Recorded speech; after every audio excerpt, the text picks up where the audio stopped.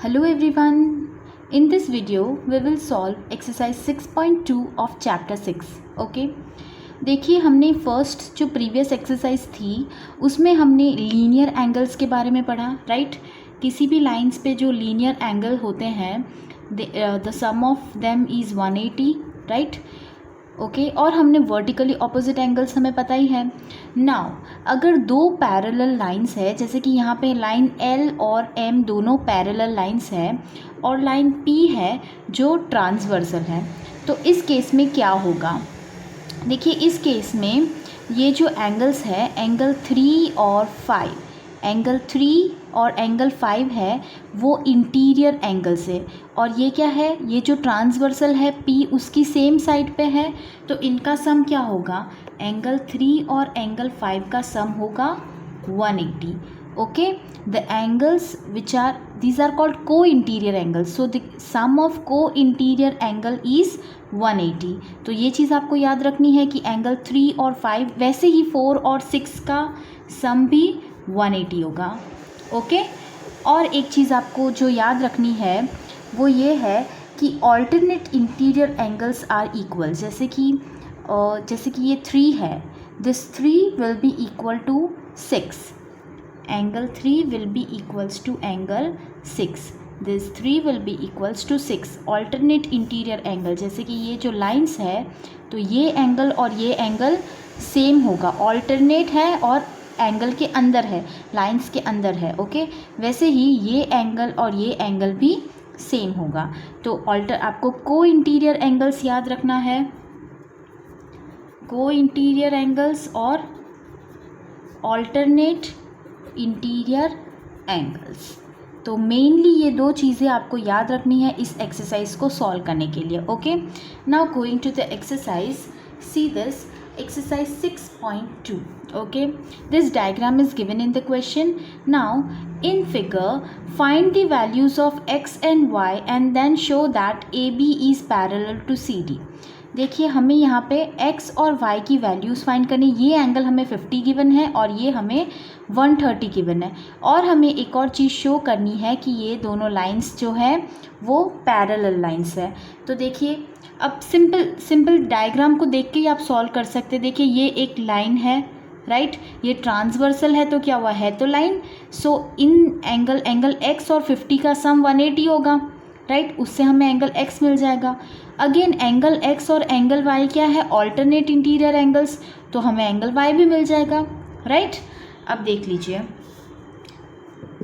Here 50 plus x is equals to 180, right. Linear pairs, ये दोनों क्या है, ये दोनों लीनियर पेयर है, तो इनका सम 180 होगा, तो x will be what, x will be 180 minus 50 degrees, right, so x will be 130. Clear. Now x and y, अब x and y alternate angles है, कब होंगे, जब ये दोनों पैरेलल, लेकिन हमें ये भी शो करना है कि ये दोनों पैरेलल लाइंस है। अब देखिए अगर हम सपोज इन दोनों लाइंस को देखते हैं, लाइन सी डी और ट्रांसवर्सल को, तो ये दोनों वर्टिकली ऑपोजिट एंगल्स हैं, राइट, तो y will be equal to 130, so and y will be equals to 130। इसका रीज़न आप लिखेंगे vertically opposite angles,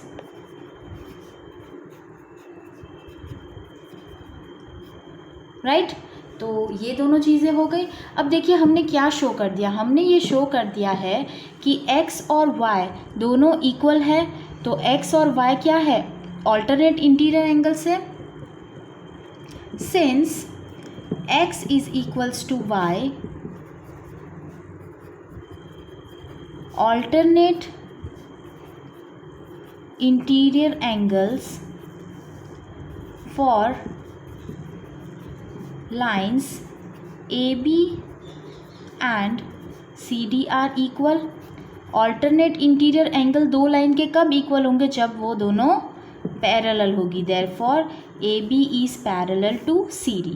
so this was the solution। बहुत ही सिंपल है, देखिए x की वैल्यू हमने लाइन की हिसाब से कर दी, लीनियर पेयर के हिसाब से, और y वर्टिकली ऑपोजिट एंगल से, और हमें शो करना था कि ये दोनों पैरेलल लाइन्स है। तो हमने बता दिया कि x and y both are same, it means alternate interior angles are same, so the lines are parallel lines. Now question number 2 of the exercise, say this question number 2. If AB is parallel to CD, CD is parallel to EF, and y is to z is equals to 3 is to 7, find x. देखिए यहाँ पे 3 lines है. It is given that AB is parallel to CD and CD is parallel to EF. तो you have to remember this is one theorem. If 2 lines are parallel, if one line is parallel to other and other is parallel to third line, then first and third line are also parallel. So यहाँ पे हो जाएगा AB और EF दोनों parallel है. अब देखिए हमें Y और Z का रेशियो गिवन है और हमें X फाइंड करना है, राइट. तो कॉमन रेशियो हम यहाँ पे कोई एक टर्म ले लेंगे, A B C कुछ भी ले सकते हैं आप, ठीक है. तो here AB is parallel to CD and CD is parallel to EF. It implies that AB is parallel to EF.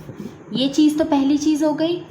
Also, Y is to Z is given as 3 is to 7. Let us take the common ratio as A. Therefore, Y is equals to 3A and Z is equals to 7A. You can write like this, where A is common ratio. Clear up to here. Now देखिए अब हम diagram को ध्यान से देखते हैं. इसमें हमें x की वैल्यू फाइंड करनी है, राइट. अब देखिए x और y दोनों को इंटीरियर एंगल्स हैं, तो उनका सम 180 होगा. एक चीज़ तो हमें ये पता चल गई. और अब ये देखिए अगर हम AB और EF को देखते हैं तो x और z दोनों इक्वल होंगे, because these are alternate interior angles, right. तो x will be equals to z. AB is parallel to EF. Therefore, x will be equals to z. Why? Alternate interior angles. ये दोनों alternate interior angles हैं, ठीक है. तो x equals to z हो गया. और एक चीज़, ये को AB और CD के लिए x और y क्या है? Also, AB is parallel to CD, therefore x plus y is equals to 180 degree, right. x plus y क्या हो जाएगा? 180 degree. These are co-interior angles. आपको रीज़न लिखना ज़रूरी है हर में, ओके. अब x और y की, x हमें पता है, हमने x is equals to z ले लिया था, तो z plus y is equals to 180 degree. और जो a वाले रेशियो है इनके, तो z is equals to 7a. This implies that 7a plus 3a is equals to 180 degree. So 10a is equals to 180 degree.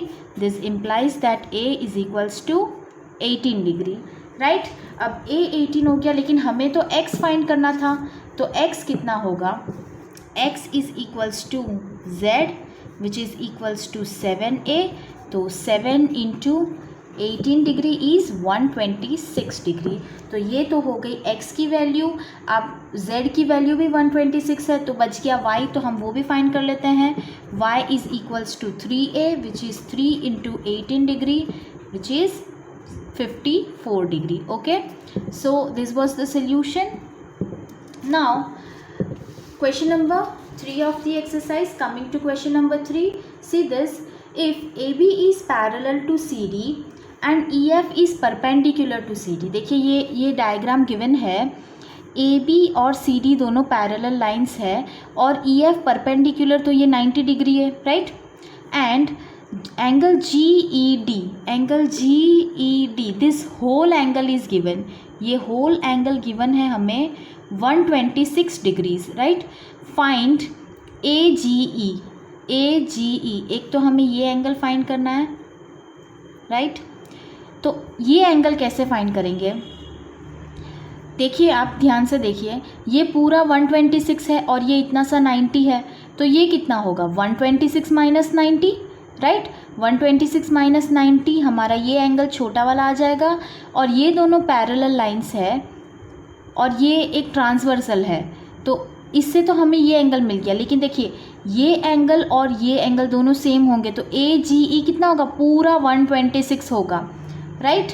अब देखिए, और ये जो GEF है इसका तरीका तो मैंने बता दिया, 126 माइनस 90, और एंगल FGE कितना होगा, ये एंगल कितना होगा, राइट, क्या होगा बताइए। देखिए ये CD पूरी एक लाइन है, ये एंगल 126 है, तो ये कितना होगा, ये हम फाइंड कर सकते हैं, पूरा होता है 180 माइनस 126, वो आ जाएगा एंगल CEA, और एंगल CEA और FGE ये दोनों अल्टरनेट इंटीरियर एंगल्स है तो इक्वल होंगे।